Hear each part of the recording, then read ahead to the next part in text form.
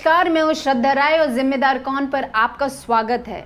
जब आप किसी भी प्रकार का लोन लेते हैं तो उसके एवज में आप ब्याज यानी कि इंटरेस्ट चुकाते हैं, जिसका दर 5% से लेकर 25% तक होता है। और अगर आप किसी प्राइवेट लेंडर से पैसे लेते हैं तो हो सकता है आप 50% तक इंटरेस्ट चुकाएं। पर क्या आप जानते हैं कि किसी ने 700% तक का ब्याज चुकाया और उसके बाद भी लोन अमाउंट ख़त्म नहीं हुई।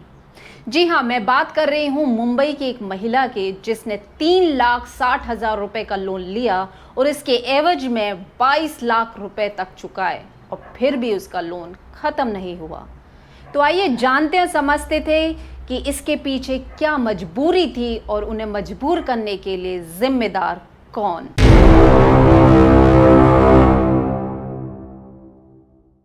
अब हमारे दिन की शुरुआत मोबाइल से होती है और हम सुनिश्चित करते हैं कि सोने से पहले एक बार तो अपने फ़ोन को ज़रूर देख लें। और इसमें बहुत बड़ा हिस्सा होता है हमारे सोशल मीडिया का, जहाँ पे Facebook, Twitter, YouTube, Instagram, Telegram जैसी एक्टिविटीज़ सोशल मीडिया पर हम जाके एक्टिविटीज़ करते हैं। बहुत बार इन सोशल मीडियाज़ पे आपने विज्ञापन यानी कि एडवर्टीज़मेंट्स देखी होंगी। तरह तरह की एडवर्टीज़मेंट पाई जाती हैं। एक ऐसी ही एडवर्टीज़मेंट यानी कि विज्ञापन 1 click loan, easy loan, 1 minute में लोन और बहुत सारी ऐसी चीज़ें जो आपको अट्रैक्ट करती है कि आप उस एडवर्टीज़मेंट पे क्लिक करें। जैसे ही आप उस एडवर्टीज़मेंट पे क्लिक करते हैं तो वो एप्लीकेशन डाउनलोड करने की आपसे रिक्वेस्ट करता है।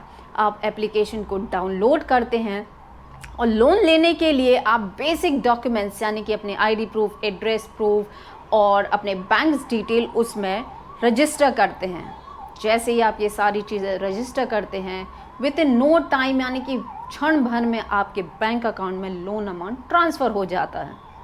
कितना आसान तरीका है, कहीं बैंक के चक्कर नहीं लगाना, कोई डॉक्यूमेंटेशन के लिए लाइन नहीं लगाना है। यहाँ तक तो सब कुछ ठीक ठाक चलता है। सारी मुसीबतें तब आती हैं जब आपको रीपेमेंट करना होता है।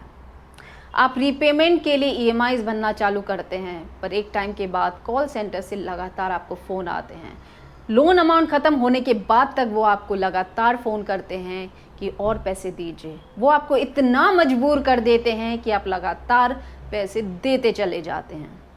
वो इसलिए होता है क्योंकि जब आप अपने आईडी प्रूफ, एड्रेस प्रूफ जैसी चीज़ें सबमिट करते हैं तो वो इन फोटोग्राफ्स को मॉर्फिड यानी कि बदल कर न्यूड और पोर्नोग्राफी वीडियो में कन्वर्ट कर देते हैं। और फिर इसके माध्यम से वो आपको ब्लैकमेल करते हैं कि अगर आपने हमें और पैसे नहीं दिए तो वो सोशल मीडिया पे और उनके सोशल कॉन्टैक्ट्स पे और आपके सोशल कॉन्टैक्ट्स पे हर जगह वायरल कर देंगे। और इसके कारण आप मजबूर हो जाते हैं और इस तरीके से आप लगातार उन्हें पैसे देते चले जाते हैं। मैंने पूरा मामला आपको बहुत ही सरल शब्दों में समझा दिया है, लेकिन पुलिस की रिपोर्ट के हिसाब से अब मैं आपको विस्तार में सूत्रों के हवाले से समझाऊंगी। सूत्रों के हवाले से 2018 में 2 व्यक्ति चाइना से इंडिया आते हैं और वो इंडिया में कॉर्पोरेट सेटअप करते हैं, जिसमें telecaller, team leaders, manager, financial advisor, liaisoner, recovery agent, Chinese translator and loan application का कंप्लीट सेटअप जमाते हैं। ये सारा सेटअप जमाने के बाद 2020 में ये वापस चाइना लौट जाते हैं और वहीं से ये सारे गेम को ऑपरेट करते हैं। पुलिस ने 29 लोन फ्रॉड एफआईआर दर्ज की, जिससे उन्होंने 14 लोगों को अरेस्ट किया और उनके पास पाए गए 39 mobile, 211 SIM, 19 laptop, 2 hard disk, 1 SSD card, 3 routers, 350 paper company registered थी बेंगलोर की बिल्डिंग में, 360 बैंक अकाउंट और हर अकाउंट में हर तीसरे दिन लगभग 6 से 7 करोड़ रुपए डिपॉजिट किए जाते थे। और फिर इस डिपॉजिटेड मनी को क्रिप्टो करेंसी में कन्वर्ट करने के बाद इनको चाइना ट्रांसफ़र कर दिया जाता था उन्हीं दोनों बंदों के पास।